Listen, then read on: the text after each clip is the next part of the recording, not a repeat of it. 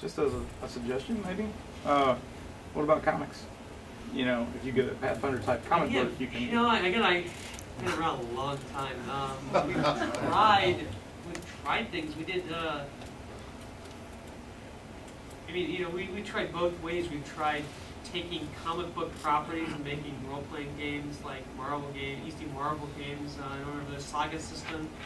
Sue Cook is here, and she was the manager for that line at Wizards when I was there, and you know, that went nowhere. We put that thing everywhere it should have gone. You know, other people have have done comics based on RPGs, and those really haven't done much either. Even the D&D ones really haven't done much. You know, I think there's some synergy between the game market and the comic market, but I don't think it's as strong as you think it is. Interestingly enough, there's not even that much synergy inside the game market. We did a very expensive survey when I was at Wizards, right around 2000, and where we surveyed gamers. We surveyed a couple million gamers, and we found out that, I wish I had a whiteboard here, but basically we were looking at, one of the things we asked them was like, you know, you play board games, do you play role-playing games, do you play trading card games, do you play miniatures games? And if you took those circles and drew them, basically they were like circles like this, and there was just little overlaps in the middle, and that little core, you know, it's probably the people on Paizo.com, but it's, you know, it's just it was actually just a really small amount of people consider themselves even like in the two. You know, there might be, I think there was something like 18% overlap within, like, you know, two of them, but like the core thing, there was like 2% of people play all those games, and so you couldn't even like do it if you did a board game. You weren't gonna, you know, the board game players might play it, but then they wouldn't really become role players because that's just not the kind of game they want to do. So it's a tough nut to crack, you know. And it's you have to try to, I think you have to try to find people who like to tell stories. And I think maybe a closer fiction overlap. I think that's, you know, I mean, that's why TSR was pretty successful with their fiction. That's why we're pursuing Pathfinder fiction. You know, I mean, that's still a nut we're trying to crack ourselves. You know, trying to figure out how to do that and how to profitably. But you know, one of the most successful games was to bring new people into the RPG fold, and I was involved with this Vampire the Masquerade. You know, and it's because it appealed to an entirely different group of people who we were predisposed to wanting to LARP and stuff like that, and so, you know, it got new people into role playing by, you know, kind of going outside of where everybody was. But, you know, other people have tried that since then, and those things died and burned. So, you know, I mean, I think part of it was just being lucky, and part of us is, you know, is just maybe having a pulse on what was hot and rice at the time and stuff, and kind of feeling that hope and grow, the goth movement. But trust me, now you got my brain going to this thing. I'll be like in bed tonight. It's fun. It's actually just what I enjoy. I love doing stuff like that.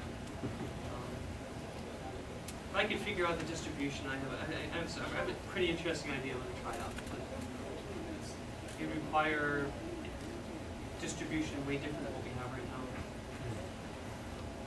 I'm quite ready. Not yet. Anybody else?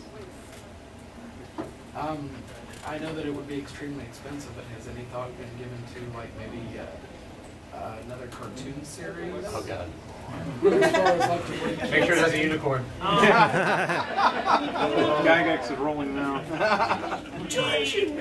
Or Goblin. Well, something not quite as cheesy. Let's just say I'm really open, but it hasn't been something we've been, you know, I mean, I couldn't go to, you know, I was at Wizards, I did all the licensing for a while. I actually built the licensing for spent a lot of time down in Hollywood trying to get a Magic the Gathering movie done and stuff like that, and it's a tough business. It's a really tough business. Most, like, we had Disney ready to sign on the dotted line to do a Magic TV show, television series, and all they wanted was pretty much everything. They would have gone gathering characters at Disney World and rides and you name it, you know. But these guys, you know, nowadays just make so much money that they, you know, thanks to George Lucas, they now see a lot of the money on the merchandising end. And so when they, you know, when they want to do something like a TV series or a movie or something like that, they want all these rights, and they'll just basically take everything you have and they might let you have that little silly role-playing rights, you know, but you're going to go out there and then you'll get like, you know, 1/2 of 1% of it and stuff.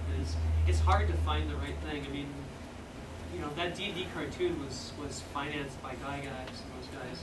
I mean, they actually did a lot of financing on that themselves to keep a lot of the rights. And, you know, so buy lots of Pathfinder RPG, maybe it'll be a cartoon. You know, it's, but, you know, it's I think we'd have to really think about it. It has to feel right. It have to be done properly, I think. What about video game? Oh, I love a good video game.